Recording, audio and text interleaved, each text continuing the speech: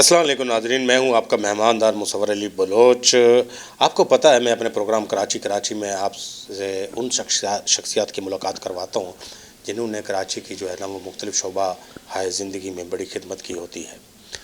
तो आज की जो हमारी शख्सियत हैं जिसको मैंने चुना है, पहले तो आ, अगर मैं आज यहाँ पर बैठा हुआ हूँ और इंटरव्यू कर रहा हूँ तो ये क्रेडिट जो है वो इनको जाता है, नईम निसार साहब को जाता है। मैं हमेशा जो है वो बड़ा खुल के ये बात करता हूँ क्योंकि इन्होंने मुझे इन किया, नईम निसार साहब ने मुझे गाइड किया और फिर मैं आगे बढ़ता चला गया। और 40 साल से ज़्यादा इनकी जो है ना वो बलूची फ़िल्म के लिए खिदमात है। उससे पहले इन्होंने बहुत सारे जो है ना वो उर्दू स्टेज ड्रामे भी किए और बहुत सारे अच्छे लोगों के साथ जो है वो किए। इनके बैच के जो लोग जो है वो हैं शकील सिद्दीकी साहब, मरहूम सिकंदर सनम साहब, रऊफ़ लाला साहब, ये इनके बैच के लोग थे। इनके साथ इन्होंने बहुत सारा जो है ना वो काम किया है। बलूची फ़िल्म की तरफ आए, कुछ नहीं था लेकिन इस तरफ जो है ना वो दौड़ते चले आए और चाहा कि बलूची फ़िल्म को जो है वो एक मकाम दिया जाए, एक इज़्ज़त और रुतबा दिया जाए और उसको आगे लेकर जो है ना आया जाए ताकि लोगों को शनासाई हो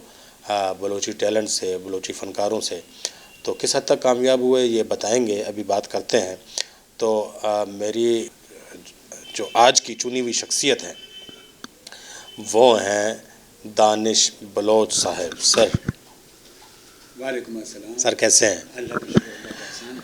जी, दानिश बलोच साहब जो है ना कौसे क़ज़ा के रंग हैं इनमें, ठीक है। ये राइटर भी हैं माशाल्लाह, एक्टर भी हैं, डायरेक्टर भी हैं और गाने भी इन्होंने बाज़ का जो है वो बलूची फ़िल्मों के लिए गाए। मतलब हर शोबा है ज़िंदगी से इनका ताल्लुक़ जो है वो रहा है और अपने बच्चों को भी जो है वो अपने इर्द गिर्द ही जो है ना उन्होंने रखा है। तो इनकी मतलब इनकी अगर आप स्ट्रगल सुने, मैंने सुनी है, मैंने देखा है इन लोगों को काम करते हुए, दीवानापन कमाल किस्म का है।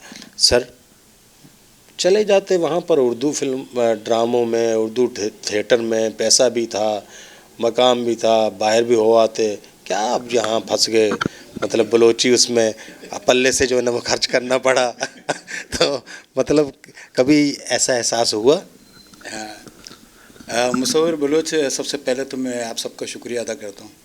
ख़ास तौर से मैं सलामती न्यूज़ का शुक्रिया अदा करूँगा कि आप लोगों ने इतना टाइम निकाला, इतना वक्त निकाला मेरे लिए बड़ी खुशी की बात है। फिर आपका सवाल आ जाता है कि मैंने उर्दू फील्ड में ज़्यादा काम क्यों नहीं किया और बलूची फील्ड में आया। मैंने स्टार्ट उर्दू से ही लिया और मैं स्टेज ड्रामे करता रहा। मेरे वो उस्ताद थे अली अहमद साहब, तो 1984 में उनकी एकेडमी थी, वो मैंने ज्वाइन की। मैं एक्टिंग नहीं जानता था, मुझे कुछ नहीं पता था। तो वहाँ एकेडमी में फिर मुझे मालूम हुआ कि एक्टिंग क्या चीज़ होती है। वो 3 साल का एक कोर्स था। उस कोर्स के अंदर जो है हमें एक्टिंग के साथ साथ स्क्रिप्ट राइटिंग, डायरेक्शन और बहुत सारी चीज़ें हमें सिखाई गई। और उसमें जो है फिर हमने बहुत सारी चीज़ें सीखी। और उसके बाद मैंने अपना लिखा हुआ ड्रामा 1987 में मुल्ला पाजिल हाल में किया, आलिफ से एक हो जाए के नाम से उर्दू ड्रामा था। जी हाँ, उस उर्दू ड्रामे में जो है कुछ हमारे बलोच दोस्त थे जो कलरी में रहते थे, वो आए, हमारा ड्रामा देखा। उन्होंने देखा कि ये सारे बलोच हैं और ये उर्दू काम कर रहे हैं। तो उन्होंने मुझे एक ऑफ़र की कि यार हम लोग एक फ़िल्म बना रहे हैं, खाके हैं, बलूची फ़िल्म बना रहे हैं वशमल्ले के नाम से, आप लोग आएँ हमारे साथ काम करें। तो फिर हमारी एक टीम थी, हम लोग काम कर रहे थे। तो हमारी टीम सब बलोच थे। हमने ये सोचा कि यार चलो ये भी करके देख लेते हैं, बलूची अपनी ज़बान है, उसमें भी करके देख लेते हैं। तो जब हम वहाँ गए, वशमल्ले में काम किया, वो फ़िल्म रिलीज़ हुई रेम्बो सेंटर में और वाह जब हुई तो फिर तमाम लोगों की डिमांड हो गई कि यार आप बनाओ ना यार बलूची। यार सब बलोच डिमांड करने लगे कि हमारे दोस्त यार, हमारे अहबाब जितने भी थे वो भी डिमांड करने, यार बलूची करो ना यार, बलूची अच्छा है। तो फिर इस तरह से फिर हम बलूची में आ गए। फिर वशमल्ले के बाद आदें के बाद फिर मैंने अपनी 2 प्रोडक्शन बनाई, वशमल्ले और वशकंद और रंगी रंग मैंने अपनी प्रोडक्शन बनाई। फिर उसके बाद तसलसल फिर वो उर्दू बलूची का सिलसिला शुरू हुआ। अच्छा सर, वो एक बड़ा खूबसूरत सिलसिला था और बड़ा मतलब बलूची यानी फ़िल्म को आपने उरूज बख्शा और मतलब आपके ये जो मतलब दुबई, मस्कत, बहरीन और फिर पंजाब तक जो है ना वो आपके ड्रामे आई वॉज आई विटनेस, ठीक है, वहाँ पर चले, लोगों ने देखा, पसंद किए।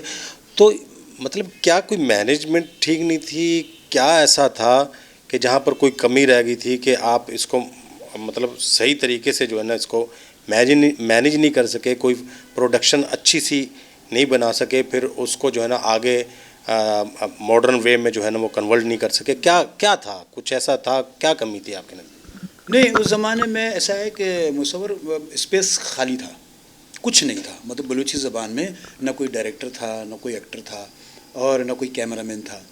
तो मैं चूँकि ट्रेनिंग लेके आया था वहाँ से, तो एक मैं ही था। मतलब एक अगर क्या देखा जाए तो जो मेरे साथी थे वो थे यूसुफ जान साहब। यूसुफ जान एक थे मरूम और एक मैं था। हम दोनों ने उसी एकेडमी से तालीम हासिल की। जब वो एकेडमी से निकले तो हम दोनों ही थे।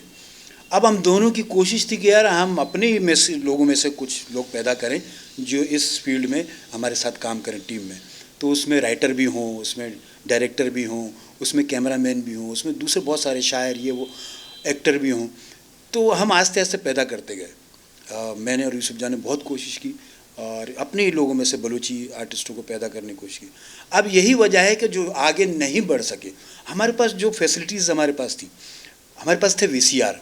उस ज़माने में कंप्यूटर तो दौर था ही नहीं। हमारे पास वीसीआर था, हम वीसीआर पे जो काम कर सकते थे, जो हमें पास फैसिलिटी हासिल थी, हम वही काम करते थे और कोशिश ये करते थे। उस ज़माने में आपको एक हैरत की बात बताऊं कि वीसीआर में बैकग्राउंड म्यूज़िक नहीं होता था, हो ही नहीं सकता था। उसमें एक पट्टी थी, आपने एक साउंड डाल दिया, उसके बाद दूसरा साउंड नहीं डाल सकता था उसमें। हम उसमें अपना एक साउंड मतलब एक हमारी जो डायलॉग डिलीवरी चल रही है वो बैकग्राउंड में म्यूज़िक भी चल रहा है। तो ये बहुत मुश्किल काम था। वीसीआर में ये नामुमकिन था और हमने उस नामुमकिन को मुमकिन कर दिखाया। ये मतलब एक टेक्निक थी हमारी। तो मतलब हमने अपने हिसाब से उस दौर में अच्छा काम किया। हम ये समझते हैं कि उस दौर में जो है टेक्निकल जो काम था हमारे जहन में जो भी आता था वो हम करते थे और उसमें कामयाबी हो जाते थे। उसके बाद तो ज़ाहिर है वो कंप्यूटर का दौर आया, फिर उसके बाद नई नई वैरायटी आ गई, कैमरे में डिजिटल आ गया, वो आ गया, वो आ गया। तो अब उसमें मेरी एक बात समझ ले कि मैंने जब फिल्म बनाई दवाई कसी नबी 1995 में मैंने फिल्म बनाई, तो वो फिल्म आज भी मुग़ल आज़म है।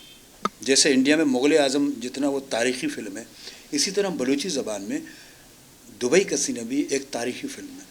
इसका रिकॉर्ड आज तक कोई फिल्म नहीं तोड़ सका। बहुत से लोग दावा करते हैं कि हमारी फिल्म इतनी चली, इतनी चली, उतनी चली।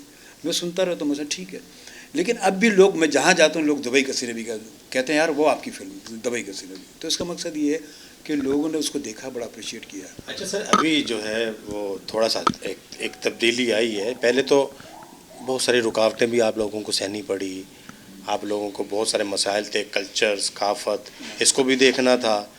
तो इसके साथ साथ आप, ये बड़ी बात है, आपने तमाम चीज़ों का ख्याल रखते हुए आगे बढ़े, बड़ी बात है। I appreciate you people. तो मतलब अभी एक फ़िल्म जो है वो सामने आ रही है दोदा के नाम से, ठीक है। तो इन लोगों ने कोशिश की है, आप लोग भी कोई ऐसी कोशिश कर रहे हैं कि सिनेमा पे कोई ना कोई फ़िल्म बलूची लगे? तो इसके लिए अभी तक जो है ना सिनेमा तक नहीं पहुंची बलूची फ़िल्म, तो इसके लिए भी कोई कोशिश है अभी? आप समझते हैं हालात साजगार हो चुके हैं कि अब इस तरफ आना चाहिए? नहीं, मैंने तो देखें, हम कोशिश ही कर रहे थे कि पहले तो मेरा ताल्लुक स्टेज से था, फिर हम वीडियो की तरफ आ गए। वीडियो में जैसे मैंने कहा कि वीसीआर का दौर था, तो उस ज़माने में वीसीआर की मैंने कोशिश की कि मेरी वीसीआर की कोई फिल्म जो है पर्दे पे चले। तो इंटरनेशनल स्टूडियो से मैंने बात की थी, इंटरनेशनल स्टूडियो था वहाँ सोहराबगढ़ में। तो मैंने उनसे बात की, उनका पर्दा मैंने देखा, बहुत बड़ा पर्दा था। तो मैंने उनसे बात की कि वो ट्रांसफ़र करते थे, मतलब एक वीडियो फिल्म को पर्दे की फ़िल्म के लिए ट्रांसफ़र करते थे। जब मैंने ट्रांसफ़र करवाई तो उन्होंने एक किया था, अताउल्ला का कोई गाना मैं जो दिखाया था, तो उसमें डॉट्स आ गए थे। वो वीडियो बनाई थी उन्होंने, अताउल्ला को कोई गाना वीडियो बना के उन्होंने पर्दे पे दिखे तो डॉट्स आ गए। तो उन्होंने मुझसे कहा कि दानिश भाई अगर आपकी फ़िल्म चलाएँगे तो ये सारे डॉट्स आएँगे, क्योंकि वीसीआर की फ़िल्म में इतना वो पावर नहीं होता कि वो इतना हाई पावर का नहीं है कि वो पर्दे पे दिखाई जाती है, वो फट जाती है पर्दे पे, तो डॉट्स आ जाते हैं उसमें। तो फिर हमने वो कोशिश छोड़ दी कि यार ये फिर बहुत गंदा हो जाएगा, मतलब हमारी एक रिपोर्टेशन ख़राब हो जाएगी। तो हम वीसीआर में, वो टीवी पे सही है, वीसीआर पे हमारी जो वीडियो फिल्में रिलीज़ हो रही इतना तक सही है, लोग देखते हैं, मज़े लेते हैं, ठीक है। तो इस वजह से फिर हम उसकी तरफ आए नहीं, सिनेमा की तरफ, कि हमारे सिनेमा की तरफ जाएगा तो हमारे ये रिज़ल्ट फट जाएगा। लेकिन अब चूँकि डिजिटल दौर आ गया, कंप्यूटर आ गया, डिजिटल कैमरे आ गए, अब ऐसे कैमरे आ गए कि वो फिल्में पर्दे पे चल सकती। तो दोदा फिल्म मैं बड़ा अप्रिशिएट करता हूँ। हमारे जो नौजवान हैं उन्होंने ये फिल्म बनाई और यही सोच के बनाई कि सिनेमा के लिए बनाएंगे, और उनके पास वो सहूलतें थी सिनेमा में जाने के लिए, तो उन्होंने काम किया। और हमारी दुआ है अल्लाह करे वो सिनेमा पे रिलीज़ हो जाए, कोशिश में लगे हुए। लेकिन अभी भी सिनेमा इंडस्ट्री तो अब तकरीबन ज़वाल पजीर हो चुकी है। तो हमारा तो ख्याल भी था कि चलो दोदा एक फ़िल्म बनी है तो हम भी कोई कोशिश कर लेते हैं, लेकिन अभी देखते हैं कि सिनेमा का कुछ ज़वाल पजीर हो जाएगा, सिनेमा तो है ही नहीं। अल्लाह करे हो जाए, अगर कुछ ऐसा बनता है सिनेमा इंडस्ट्री दोबारा आबाद हो जाती है। लेकिन सिनेमा अभी इंटरनेट पे आ चुका है सर, अभी तो जो है ना, अभी तो आगे जहाँ और भी हैं। नहीं, नेट पे तो अभी तो बहुत सारी चीज़ें हैं, नेट पे हम भी अपनी चीज़ें। नेटफ्लिक्स जो है वो सिनेमा है ना। अच्छा, तो बस इंशाल्लाह ये करेंगे, हम भी नए दौर के तकाज़ों के मुताबिक काम करेंगे। और मैं आपको एक और अप्रिशिएट बिल्कुल करना चाहता हूँ कि पहली मर्तबा जो है वो तारीख़ में मेरे ख्याल में ये हुआ है कि बाकायदा जो है ना एक बलोची ड्रामा वशमल्ले आपने उसको प्ले किया आर्ट्स काउंसिल में, और आपके इस अमल की वजह से बलोचों का सर जो है वह वाकई फ़ख्र से बुलंद हुआ। तो बहुत बहुत जो है वो कंग्रेट सर इसके लिए आप। Thank you. तो इसका कोई फीडबैक मिला आपको? बहुत ज़्यादा फीडबैक मिला। उसकी वजह ये थी कि हमारे कराची आर्ट काउंसिल में कभी बलूची ज़बान का ड्रामा हुआ नहीं, और जब ये फेस्टिवल हो रहा था अभी नवंबर में, तो मैं चूँकि आर्ट्स काउंसिल का मेंबर हूँ, तो मुझे बताया गया कि यार ये तमाम ज़बानों के ड्रामे हो रहे हैं वहाँ उर्दू ज़बान का हो रहा है, तो गुजराती ज़बान का हो रहा है, तो पश्तो ज़बान का हो रहा है, मेमनी ज़बान का हो रहा है, पंजाबी ज़बान का हो रहा है, सराइकी ज़बान का हो रहा है, सबका हो रहा है। तो मेरी मीटिंग हुई फिर अहमद शाह साहब से। मैंने उनसे कहा कि सर बलूच भी एक सूबा है बलूचिस्तान, तो अगर वो भी अगर ज़बान की अगर ड्रामा करेंगे, तो उन्होंने कहा कि वो डेट तो गुजर गई, मतलब मुझे बाद में इल्म हुआ ना, तो उन्होंने लिस्ट सारी बन गई थी फेस्टिवल की। तो उन्होंने मुझ पे एक मेहरबानी की, वो कहने लगा यार मुझे नहीं मालूम था, बहरहाल कराची में बलूची ड्रामा करने वाले मौजूद हैं, नहीं तो मैं आपको ज़रूर दावत देता, लेकिन ये कि टाइम गुजरा नहीं, आप अपनी डेट ले लो, मैं आपको तमाम सहूलतें दे देता हूँ। मैंने फिर डेट ले ली और फिर मैंने वो ड्रामा किया, आप लोगों ने भी देखा। जी, यहाँ मैं रुकूंगा और मैं ये ज़रूर कहना चाहूँगा कि बहुत सारे लोग जो है ना ये दावा करते हैं कि वो बलोची की बड़ी खिदमत कर रहे हैं, लिख कर, तहरीरें लिख कर, नसर लिख कर, अदब लिख कर, शायरी लिख कर, किताबें लिख कर, और तारीख़ी जो है ना वो बुक सामने आ रही हैं। ठीक है, बड़ा अच्छी खिदमत है, लेकिन वो जो पता किसको चल रहा है, बलोचों को ही पता चल रहा है कि जी एक बलोच की किताब शायद, लेकिन दानिश बलोच जब खड़ा होता है आर्ट्स काउंसिल में, तो जो है गैर बलोच जो बलोच नहीं है, और वो जो है ना वो दानिश बलोच से बलोची में बात करना शुरू कर देते हैं। वो दानिश बलोच को जो है वो अलामत समझते हैं बलोची की। तो मतलब जो शख्स बलोची की अलामत बन जाए, खिदमत वो है, तो मतलब ये है कि दानिश बलोच को जो है वो जानने वाले बाहर के लोग ज़्यादा हैं, और दानिश बलोच जो है वो गैर बलोचों में बलोचों का तर्जुमान बना हुआ है, और ये है दानिश बलोच की सबसे बड़ी जो है वो एक खूबी। सर पसंदीदा एक्टर कौन है? मैं बहुत सारे लोगों से मुतासिर हूँ, बहुत सारे हमारे अच्छे एक्टर, बहुत सारे हमारे अच्छे आर्टिस्ट। मैं तकरीबन आप ये समझ लो, कॉमेडी की अगर बात करें तो मैं मुतासिर हूँ लहरी से। कॉमेडी की बात करें तो मैं स्टेज में मुतासिर हूँ मोइन अख्तर से। और अगर आप कॉमेडी की बात करें तो मैं मुतासिर हूँ मनवर ज़रीफ़ से। और अगर एक्टरों में अगर बात करें तो मतलब जो सीरियस किस्म के एक्टर, तो मैं मुतासिर हूँ कबीर खान साहब से, बड़ा मुतासिर हूँ, उसमें बड़े अच्छे अच्छे रोल किए। और राइटरों में मेरे पसंदीदा राइटर हसीना मोइन आपा और अनवर मकसूद साहब, ये मेरे राइटर में मेरे पसंदीदा है। डायरेक्टर भी है ना? डायरेक्टर में मैं यहाँ का पाकिस्तान में अगर देखा जाए तो नज़रुल इस्लाम दादा, जिसने वो बनाई आईना फिल्म मशहूर, नज़रुल इस्लाम बहुत अच्छा एक डायरेक्टर थे, जावेद फाजिल से बहुत अच्छे डायरेक्टर। और अगर हम देखें यहाँ इंडिया में मैं राज कपूर से बड़ा मुतासिर हूँ।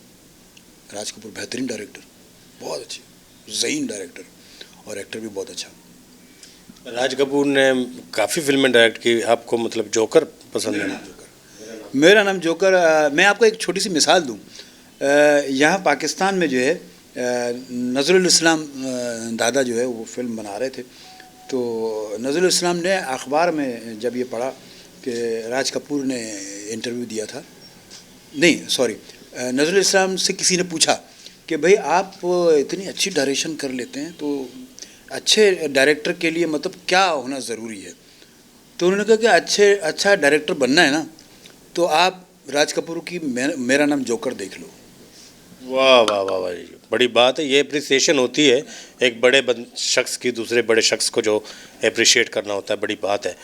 एक्ट्रेस कौन पसंद है? भाई भाभी ज़रा थोड़ा सा जो है ना वो कानों पे हाथ रख। नहीं नहीं, एक्ट्रेस ऐसे नहीं है, मतलब ये जो अभी की जो एक्ट्रेस आई हैं वो तो मुझे बिल्कुल ही पसंद नहीं है। मैं पुराने ज़माने की बात करूं तो वो तो अब नानी दादी हो चुकी हैं सारी, तो ज़ेबा हैं और शमीमा आरा, और ये बहुत अच्छी दीबा बेगम, बहुत अच्छी हमारे पाकिस्तान की। और अगर हम वहाँ इंडिया की अगर बात करें तो समीता पाटिल बहुत अच्छी आर्टिस्ट है, नसीरुद्दीन शाह बहुत अच्छे आर्टिस्ट, बड़ा ज़बरदस्त कमाल के आर्टिस्ट। एक्ट्रेस नहीं, एक्टर है।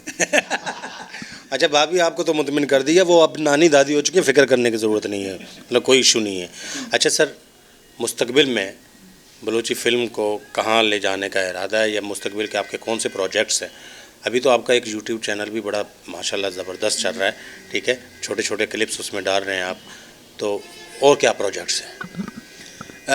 मेरा अभी यही यूट्यूब चैनल में उर्दू एक मैंने चैनल बनाया हुआ है, और मैं चाह रहा हूँ कि अभी उर्दू शॉर्ट फिल्में इसमें मैं डालता जाऊँ, ताकि हमारे बहुत सारे जितने लोग हैं जो मुझे बलूची के हवाले से जानते हैं, मेरे अपने जो जितने चाहने वाले हैं, मेरे अपने दोस्त यार, वो बलूची के हवाले से जानते हैं, कुछ को नहीं पता कि मैंने उर्दू भी काम किया हुआ है।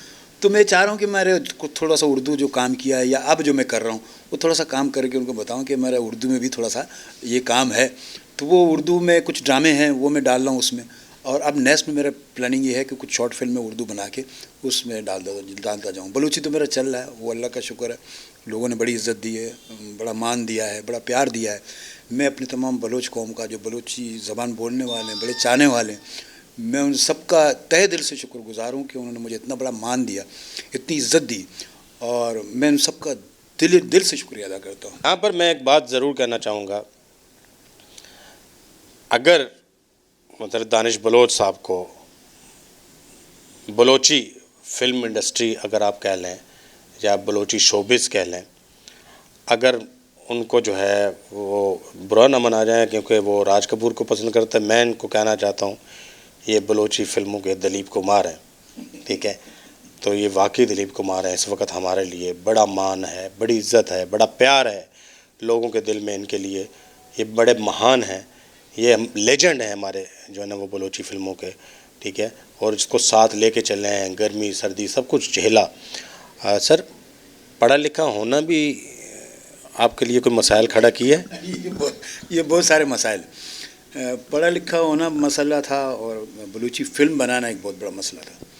चूँकि जिस ज़माने में हमने फ़िल्म बनाना शुरू की तो उस ज़माने में अनवर इकबाल साहब की फ़िल्म चंद साल पहले मतलब लगने वाली थी, लेकिन वो नहीं लग सकी, और फिर दीवारों में चॉकिंग हुई कि बलूची फ़िल्म नहीं चलेगी, अगर बलूची फ़िल्म चलेगी तो सिनेमा जलेगी। तो इस किस्म के जो नारे लिखे गए, और वो नारे लिखे हुए थे और हम वो वीडियो फिल्म बना रहे थे, मतलब 4-5 साल के बाद हमने वीडियो फिल्में शुरू कर दी। वो नारे लिखे हुए, किसी फिल्म में शायद नज़र भी आएगा हमारी किसी पुरानी फिल्म में कि दीवार पे लिखा हुआ कि बलूची फ़िल्म नहीं चलेगी। तो उस दौर में बलूची फ़िल्म नहीं चलेगी और हम बलूची वीडियो फिल्में बना रहे हैं। तो उस ज़माने में अनवर भाईजान थे बलूच इत्तेहाद के चेयरमैन, मरहूम अल्लाह जन्नत नसीब करे उनको, तो वो उन्होंने हमें बुलाया, कहने लगे कि भाई वो बलूची फ़िल्म पे पाबंदी लगी हुई है और आप लोग बलूची फिल्में बना रहे हैं।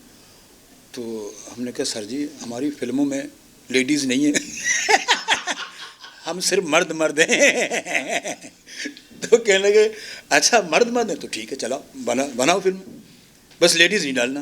मैंने कहा चलो ठीक है नहीं डालते, तो वैसे ही हमारा प्लानिंग नहीं था कि लेडीज़ डालने का। तो वह इस तरह चलता रहा एक बड़े लंबे अरसे तक, हमारे तकरीबन 20 साल तक हम बगैर लेडीज़ के काम करते रहे। हमारी फिल्म में एक फ़ीमेल आर्टिस्ट नहीं। तो वो जो मेरा आपने कहा ना पढ़ा लिखा, तो थोड़ा सा जहन ऐसा था कि वो मैं बनाता था ऐसी चीज़ें कि फ़ीमेल की कमी महसूस नहीं होती थी। तो कॉमेडी फिल्में होती थी, बच्चे पसंद करते थे, हमारी माएँ बहनें पसंद करती थीं, घरों में बैठ के वीसीआर पे फिल्म देखी, वो पसंद करती थी, तो वो अप्रिशिएट हो जाता था, वो हम इसी बात में खुश हो जाते थे, चलो यार लोग अप्रिशिएट कर रहे हैं, चलो ठीक है इसी तरह चलते हैं। तो इसी तरह से ये चलते रहे।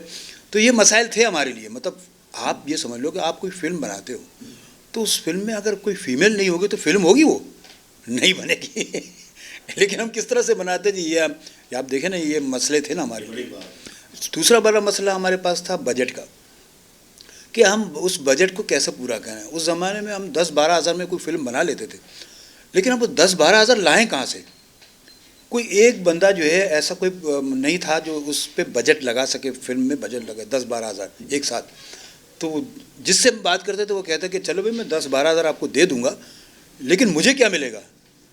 तो ये तो घाटे का सौदा था। मतलब 10-12 हज़ार खर्च करने के बाद जब हम फिल्म बेचने जाते थे 2 हज़ार मिलते थे, 3 हज़ार मिलते थे, तो मतलब वो सारे पैसे हमारे गए। तो इस तरह से मतलब रेनबो सेंटर वाले हमारे साथ ज़्यादती करते थे, खुद ज़्यादा कमाते थे। जब फिल्म रिलीज़ होती थी तो इतना कमाते थे वो लोग, तो वो लाखों रुपए कमा लेते थे, लेकिन ये कि हमें वो 2-3 हज़ार रुपये पकड़ा देते थे। तो ये घाटे का सौदा था। तो फिर वो किस तरह हम करते थे, वो हम एक दूसरे के साथ फिर शेयर करते थे, यार 1000 मैंने कर लिया, 800 तुम कर लो, 500 तुम कर लो। तो इस तरह करके हमने वो मतलब फिल्में बनानी शुरू की, मतलब एक दूसरे के साथ मिलके अपनी मदद आपके तहत। इस तरह देखें जी, ये वो लोग हैं जो अजीम लोग कहलाने के हकदार हैं। अभी बहुत सारे लोगों ने सुन ली होगी गुफ्तगू। बलोची कल्चर, बलोची सकाफ़त को फ़रोग़ देने के लिए बहुत सारे लोग जो है वो कहते हैं कि जनाब हम आगे आना चाहते हैं। अल्लाह ताला ने उनको दिया हुआ भी है, इन्वेस्टमेंट भी कर सकते हैं। तो फिल्म भी तो सकाफ़त का एक हिस्सा है ना, जिसके अंदर ज़बान प्रमोट हो रही है, आपका जो है ना वो एक बलोची बोलने वाला एक्टर प्रमोट हो रहा है, और आपका स्क्रिप्ट प्रमोट हो रहा है, आपकी तारीख़ प्रमोट हो रही है, आपके रस्म रिवाज प्रमोट हो रहे हैं। लेकिन इस तरफ जो है ना वो कोई ध्यान नहीं देता। तो इस तरफ अगर कोई इन्वेस्टर है वो इस तरफ आके ध्यान दें, ताकि ये लोग फिर आपको काम करके दिखाएं। इनको ऐसे ही नहीं समझो, अल्लाह ताला ने इनके अंदर बहुत सारा टैलेंट रखा हुआ है, बहुत सारी परेशानियों से गुजर के भी जो है ये लोग जो है वो निखर के अभी सामने आए हैं। अच्छा सर, माशाल्लाह जो है ना आपने बड़ा काम किया, और उस काम के एवज़ में आपको बहुत सारे अवार्ड भी मिले हैं, तो ये बड़ी बात है, बड़ी खुशी होती है इनको देख कर। ये जो अवार्ड हैं सर, इनसे पेट पलता है? अरे अवार्ड से तो पेट नहीं भरता, लेकिन एक हौसला अफजाई होती है। लोग अप्रिशिएट करते हैं, लोग अप्रिसिएशन का इज़हार किस तरह से करें। जहाँ पर हमने काम किया, जिस जगह काम किया, लोगों ने पसंद किया, अप्रिशिएट किया, और ये अप्रिसिएशन है सारी, ये हमारे एक रिकॉर्ड हैं समझें। तो जब तक ज़िंदा हैं ये रिकॉर्ड हमारे साथ ही रहेंगे। जब मर जाएंगे तो उसके बाद ये रिकॉर्ड कहाँ जाएंगे ये पता नहीं। लेकिन ये है कि ये अच्छी बात है कि जितने भी अवार्ड मिले हैं वो लोगों ने बड़ी मोहब्बत से, बड़े प्यार से, बड़ी चाहत से हमें दिया अवार्ड। अच्छा सर, जो कौन सा अवार्ड इनमें ऐसे अवार्ड हैं जिनको लेते वक्त आपकी आंखों में आंसू तकरीबन आ चुके थे कि ये अवार्ड मुझे, आपकी ख्वाहिश थी वो मिले और वो मिला? जी, इसमें आप एक अवार्ड देख रहे हैं, इसमें स्टार एक बिटाई अवार्ड है। बिटाई अवार्ड जो है वो लोग थे, क्योंकि सिंधी चैनल वाले थे वो लोग, बिटाई अवार्ड उनका था। तो सिंधी चैनल वालों ने जो है वो तो अपने सिंधी आर्टिस्टों को ही अवार्ड देते हैं ना। तो मैं तो एक बलूची का आर्टिस्ट हूँ, तो उनकी नज़र में मतलब उनके नज़र में ऐसा कोई काम नहीं किया। लेकिन चूँकि वो डायरेक्टर और जितने ये देने वाले इंतज़ामिया थी, उन्होंने मेरा काम देखा हुआ था, उर्दू में भी काम देखा हुआ था, दूसरे भी काम देखा हुआ था। तो उन्होंने बाकायदा मुझे बुला के उन्होंने मेरा सारा काम मेरे से डेटा लिया और फिर अपनी कमेटी को दिखाया। उन्होंने, कमेटी ने मंजूर किया कि इनको भी अवार्ड देना चाहिए। तो वो अवार्ड मैंने लिया। मैंने देखा यार ये सिंधी वाले भी जो मुझे उन्होंने अप्रिशिएट किया यार, तो वो मुझे लेते हुए बड़ा आंखों में आंसू आ गया यार।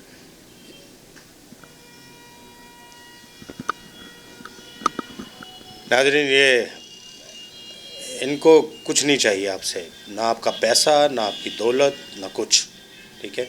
इनको अप्रिसिएशन चाहिए। 40 साल ज़िंदगी के इन्होंने शोबिस को दिए। आज मतलब दिल जो है वो रो रहा है कि इनको तो पता नहीं इनका मकाम क्या था, क्या बहैसियत बलोच हम इनको इनका मकाम दे सके। अगर नहीं दे सके तो ये सवालिया निशान है जो मैं छोड़े जा रहा हूँ। सर, आप, हमारे पास चूँकि वक्त कम होता है, यही समझें कि आपकी इंटरव्यू का जो है ना वो सिलसिले का पहली किस्त है। इंशाल्लाह हम आपके पास आते जाते रहेंगे और कुछ सीखते रहेंगे। अल्लाह ताला आपको सलामत रखे, कायम रखे, दायम रखे कि आप हमारा जो है ना वो बलोच कौम के माथे का झूमर हो। थैंक यू सर, बहुत शुक्रिया, थैंक यू। हाँ नाजरीन, अपने मेहमानदार मुसव्वर अली बलोच को इजाज़त दीजिए। इंशाल्लाह अगले जो है वो एपिसोड में एक नए मेहमान के साथ आपके सामने हाजिर होंगे। अल्लाह हाफिज़।